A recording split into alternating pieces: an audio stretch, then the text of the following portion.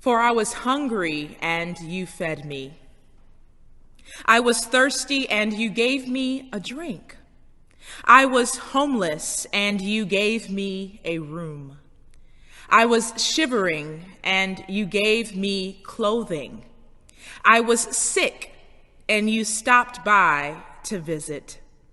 I was in prison, and you came to see about me. Progressive Christians love this text. My God, we love this text. We pull this text out every chance we get, mostly when we're trying to show someone that they're being a goat, that they are not abiding by what is arguably the most justice-oriented teaching of the carpenter of Nazareth. We love this text. We love it because it gives us a tool, a way to measure ourselves and others. Then all the nations, the writer says, will be arranged before him, and he will sort the people out, much as a shepherd sorts out sheep and goats, putting the sheep on his right and the goats on his left. This text provides an apparatus of separation, a way to divide the wheat from the chaff, the kernel from the husk, a way to separate ourselves from the goats. It gives us a way to measure in our not so humble opinions who is, in fact, a true follower of Christ and who isn't. As folks who call ourselves Christians, regardless of our theological convictions, so much of our efforts have been connected to figuring out who the real sheep and goats are. And here's the thing. Nobody wants to think they're a goat, ever. Very few people can look at this passage, this demand of those who desire to be disciples of Jesus the carpenter, and understand the full scope of their desired identity. And those who call themselves progressive Christians often struggle the most with this text, with how what this passage is asking of us manifests in our lives. We become distracted by our addiction to passages like this, wearing them like badges of honor. Look at me. Look at everything I've done. Committing them to memory so that we can pull them out as a witty rebuttal in the face of peril and inequity. Passages like Micah 6 and 8, do justice. Love mercy, walk humbly with God. Passages like Deuteronomy 6 and 5, love the Lord God with all your heart and soul and strength. If you grew up churchy like me, you might have had to memorize some of these passages, and nothing is wrong with that. Nothing is wrong with being able to proudly quote a little Bible here and there, even if that's the only passages we know, because God forbid we actually come to a Bible study and learn more about this collection of books that we claim to rest our faith on. But often we progressives know these few justice-oriented passages, and we become intoxicated by them, so focused on telling the goats about themselves that we stop interrogating the sheep. We aren't the only ones focused on the goats, focused on the apparatus of separation. The writer of the Gospel of Matthew is obsessed with division, obsessed with the kingdom of heaven, what it looks like, who's going to make it there and who isn't, whose seeds are going to be placed in fertile ground and bear fruit, and whose seeds will conversely get tangled up in the weeds. In this gospel, the phrase, the kingdom of heaven is like, appears almost a dozen times as part of the Matthean eschaton, Matthew's narrative of the end of the old world and the coming of a new one. In the passages that follow, the kingdom of heaven is like, Matthew dictates through the lips of Jesus who will be saved and who won't, who will find a home on the other side of this chaos and who won't. Back in the 13th chapter of Matthew, he writes a Jesus who is once again predicting a separation of the good from the bad, the righteous from the dishonorable. He writes, "The kingdom of heaven is like a net that was let down into the lake and caught all kinds of fish. When it was full, the fishermen pulled it to the shore. Then they sat down and they collected the good fish in baskets, but threw the bad ones away. The angels will come and separate the wicked from the righteous and throw them into the blazing furnace, where there will be weeping and gnashing of teeth." By the time Matthew gets to chapter 25, he announces one final time what the kingdom of heaven is like. The kingdom of heaven includes 1, those who keep their lamps burning and stay alert. 2, those who share their resources with others instead of burying them in the ground out of fear. And finally, 3, the sheep. The ones who feed and clothe and quench the thirst of their neighbors and let strangers sleep on their couches. These are the ones who will make it, not the goats who ignore Jesus' suggestions and turn their eyes away from the tent city at the edge of I-277. And of course, the goats are none of us. The goats are none of us good and faithful servants, us progressive Christians. So since we're all living within the mythology that we are all sheep, let's be sheep then. Let me speak sheep language. I'm not preaching to the goats and the rams today, I don't think. I'm talking to you and to me and to those who want to believe that they are the ones who will make it into the kingdom. The list is basic, they say. I hear theologians and preachers yell every time it comes up. The list is basic. Feed, clothe, house, quench, visit. Feed, clothe, house, quench, visit. The list is basic. Even in its basicness, however, the list gets more complicated as it goes on. Religion professor David Creech reminds us that there is no privatized prison industrial complex where the government held captives long term and provided basic food, water, and shelter in Jesus' day. The exhortation in Matthew 25 for followers of Jesus to care for those in prison was needed because detention of Christians was common enough.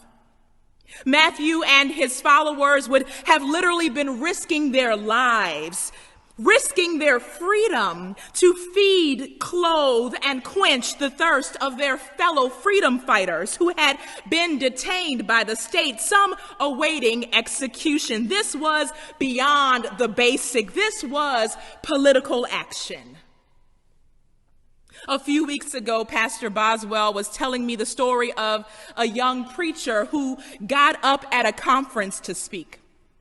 He read the entirety of Matthew 25 and sat down. That was his sermon. The list is basic, right? As radical as that might have been in that space at that time, it would be callous of me to sit in this space at this time and pretend that that is enough. If the list were enough, it wouldn't have taken 4 days to call an election. If the list were enough, nonprofits trying to feed, clothe, and house our neighbors wouldn't be fighting over the same puny grants year after year to do what a functioning government could have done overnight. If it were enough, the highway leading to a food bank in Texas wouldn't be backed up for hours, full of people desperate to feed their families, stripped of the ability to shop for themselves with dignity, if the list were enough. The list may be basic, but our worlds have become everything but basic.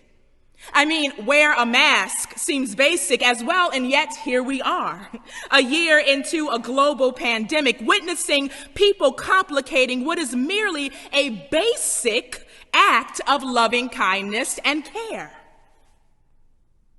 Yes, it is a basic list, basic human necessities, basic rights. But there is a disease among the sheep. Or shall I say, the sheeple. I'm not trying to cast folk out as goats just yet, because God reminds us in the 34th chapter of Ezekiel that God judges the sheep too. God separates the destitute sheep from the privileged sheep too. So it isn't just about casting the goats into eternal damnation. There is a virus among the sheep. And how we got it isn't the fault of the collective body. Some of us have managed to quarantine and avoid it, but it leaves many of us struggling to do what is basic. It is a sneaky little thing, and it spreads viciously amongst us. It has trapped us in a system of perpetual inequality and injustice. It has us acting like what author George Orwell describes as useful idiots. Useful idiots of the authoritarian regime, blindly following holy to-do lists, overwhelming ourselves with missions and outreach that are only as relevant as long as the disparities run rampant in our communities. We find ourselves drowning in a pool of dangerous philanthropy. It has us making sure we get our tax write-offs for checking things off the Matthew 25 task list, anticipating glass trophies with our names on them if we're really fortunate, expecting everlasting thank you letters from nonprofit organizations to come in the mail. We find ourselves receiving unending requests for funding justice initiatives that the local, state, and national governments are dragging their feet on. There is a virus among us, as many of us blindly follow false shepherds into the sewer of toxic charity. It is a virulent system, so broken and marred that there are days when I wonder if we will ever get out of this mess. There's no person who is capable of saving us, no matter how many people vote for them. It is a system so ugly and exhausting that there are days when I wonder if we'll ever be able to see a new world beyond pinching pennies to make sure public school kids have pencils and books. Basic necessities. It is a system that has us making sandwich after sandwich for our neighbors, but not asking why they're hungry in the first place. It is a system that has us patting ourselves on the back for finding housing for a mother and her 8 children, and then turning around to go vote for policies that are responsible for their eviction in the first place. Toxic sheep.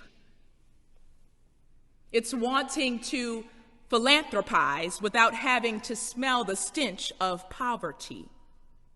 It's quoting Matthew 25, but keeping the hungry on temporarily satisfied meal plans and the homeless at arm's length.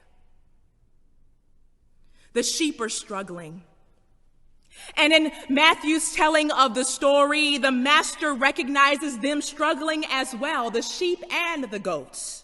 They don't struggle understanding their call to justice. They struggle being able to decipher it in real time, to dismantle their assumptions and get to the heart of the issues. Master, they say, when did we ever see you hungry or thirsty, sick, or in prison? Jesus, we don't remember seeing you sick. What are you talking about, Jesus? Jesus takes this opportunity through this parable to teach his disciples not how to feed or even recognize hunger. He doesn't teach them how to clothe or even recognize nakedness. They know that already. Jesus teaches them how to see. Jesus says to them, I want you to take the blindfold off and stop being useful idiots. You keep choosing to put this blindfold on, and I need you to see through the surface level to-do list to the heart of the injustice. I need you to see, and not just what you want to see. I need you to stop putting Band-Aids on bullet wounds. I need you to stop excusing bad political behavior and blaming it on separation of church and state. I need you to see all the ways you've stepped over me in the streets and in the polling booths. I need you to see. For I was hungry, and you told me to pull myself up by the bootstraps. For I was thirsty, and you let me drink poisoned water for 7 years. I was unemployed, and you evicted me in the middle of a pandemic. I was cold, and you cut off my heat during the winter storm. I need you to see, Jesus says to the goats and the sheep. I need you to recognize me. Perhaps if you could really see, the list wouldn't seem so basic after all. Beloved, basic ain't biblical. What is being asked of us in this text, in Micah 6, in Leviticus 25, in Deuteronomy, requires us to go deep, far beneath the surface of scrambling to buy socks for those who sleep outdoors. The work isn't basic.